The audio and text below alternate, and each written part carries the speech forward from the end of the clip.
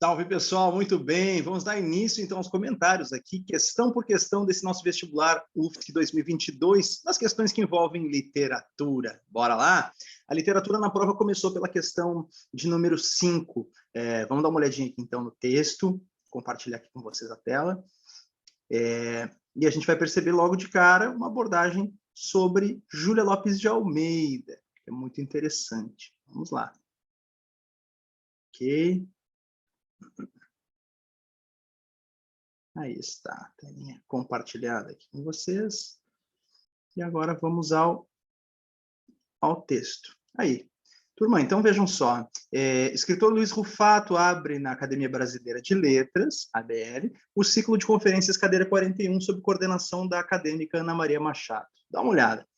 A intitulação Cadeira 41 remonta aos tempos da fundação da ABL, em 20 de julho de 1897. Criada nos mesmos moldes da Academia Francesa, o máximo de acadêmicos era o de 40, o que continua até os dias de hoje.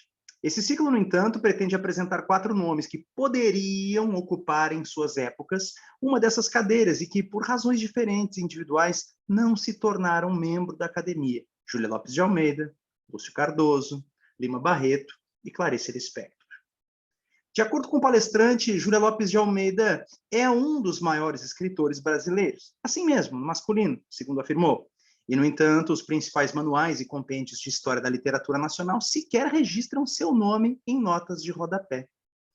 A autora da obra-prima A Falência, 1901, exemplo maior do romance realista, Júlia foi cogitada para ocupar uma das cadeiras na função da Academia Brasileira de Letras, mas acabou preterida como uma espécie de prêmio de consolação por seu marido, Filinto de Almeida, bom pai, bom esposo, mas poeta medíocre.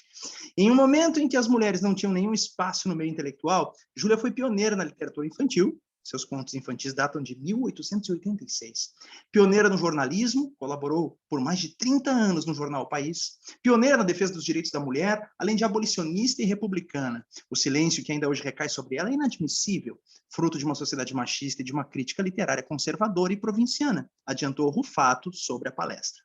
Muito bem.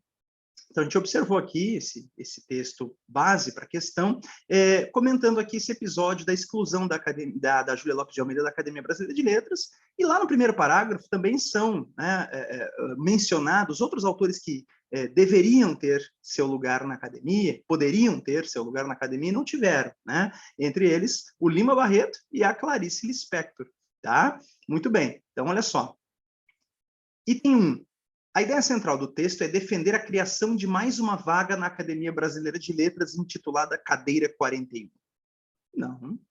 A ideia central do texto é apenas apresentar a proposta dessa conferência que discute aqui nomes que poderiam ter estado na academia e não estiveram, né? Discutir essa representatividade aqui, né, desses nomes e o porquê da ausência deles, tá certo? Então, o propósito do texto não é defender a criação de mais uma vaga na Academia Brasileira de Letras, né? O título Cadeira 41 é apenas uma provocação a respeito daquela cadeira que nunca foi ocupada, daquele, né, sujeito que deveria estar lá e não está, certo? É isso. Entender aqui cadeira 41 como uma metáfora, vamos dizer assim, da ausência desses nomes que a gente comentou. Bom, então o item 1 é falso. A ideia central do texto não é defender a criação de mais uma vaga. Não está escrito isso no texto, isso é uma extrapolação. A ideia não está contida no texto. Item 2. Ao se referir a Júlia Lopes de Almeida como um dos maiores escritores brasileiros, linhas 7 e 8, Luiz Rufato emprega o gênero masculino para marcar a grandeza da autora entre escritores, homens e mulheres.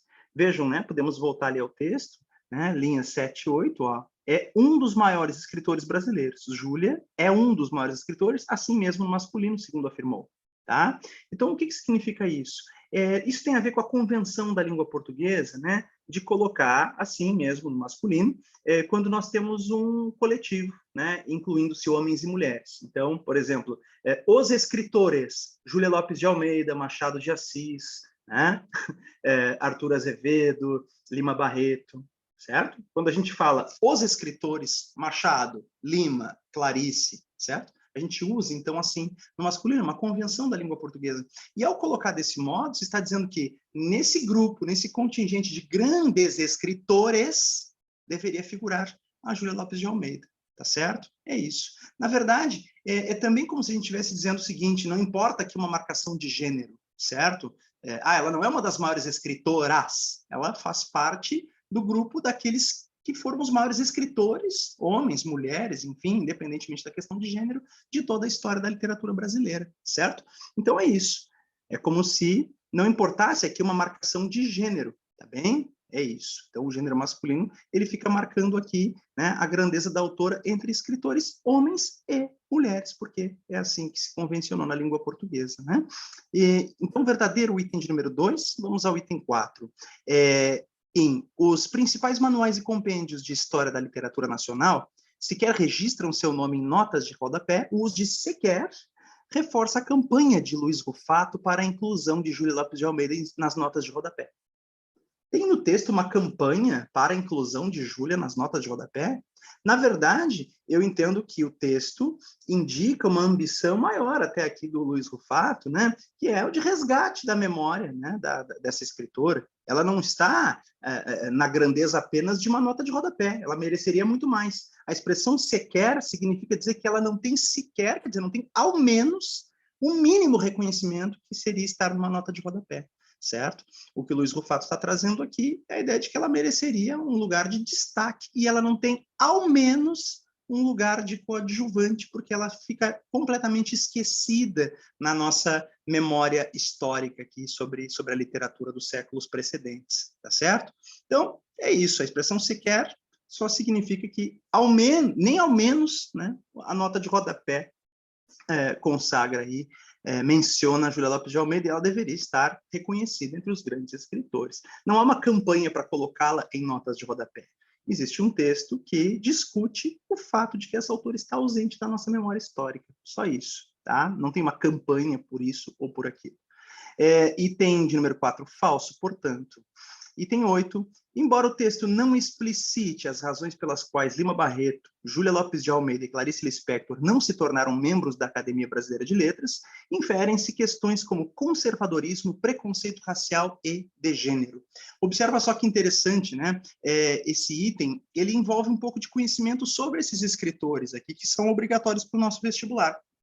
Por exemplo, saber que Júlia Lopes de Almeida e Clarice Lispector, por serem mulheres, ao seu tempo encontraram algum tipo de resistência num ambiente, né, monopolizado ou hegemonizado por homens, é algo que parece mais fácil da gente saber. Mas não custa também a gente fazer essa reflexão sobre o Lima Barreto, que é um escritor afrodescendente e que teve muitas vezes também mais, vamos dizer, dificuldades em ser reconhecido num meio intelectual, editorial também monopolizado, hegemonizado por brancos ou, né, sujeitos que se acreditam brancos dentro dessa sociedade mestiça que é a sociedade brasileira, tá certo?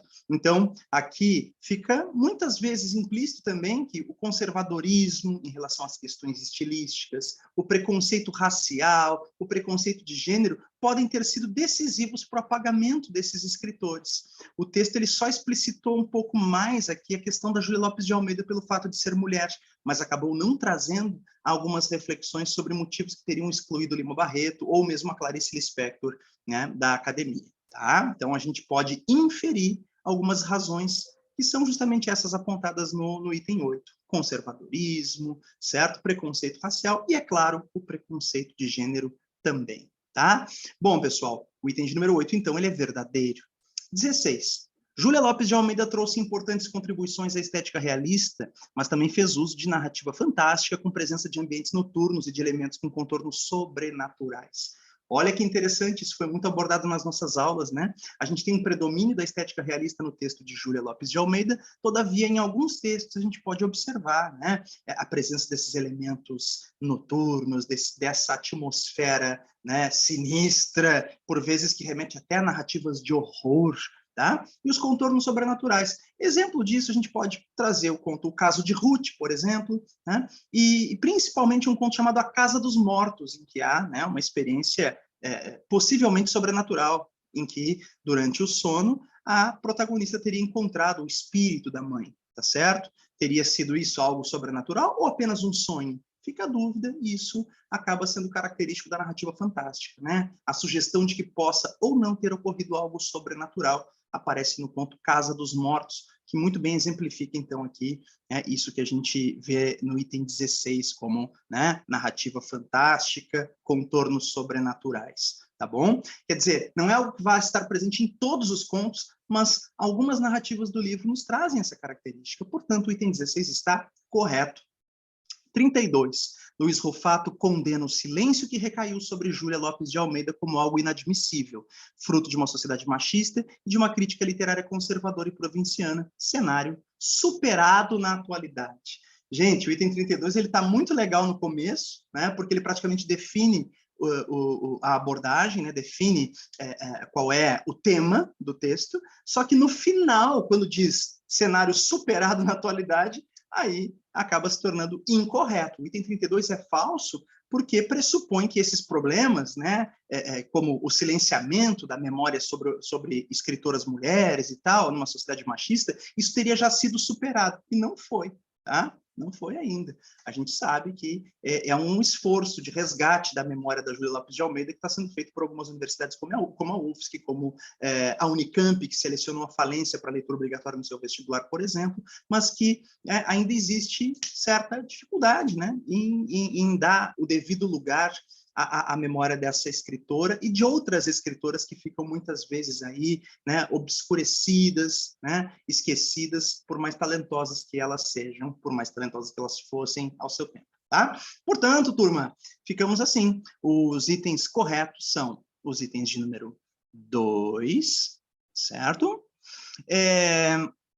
Temos ainda o item de número 8, como correto também, tá legal? E o item 16, tá bom? 2, 8 e 16 corretos nessa primeira questão que analisamos, que é a questão de número 5 da prova amarela, tá bom? Bom, voltaremos daqui a pouco, então, para mais um vídeo comentando mais uma questão, questão de número 6. Valeu!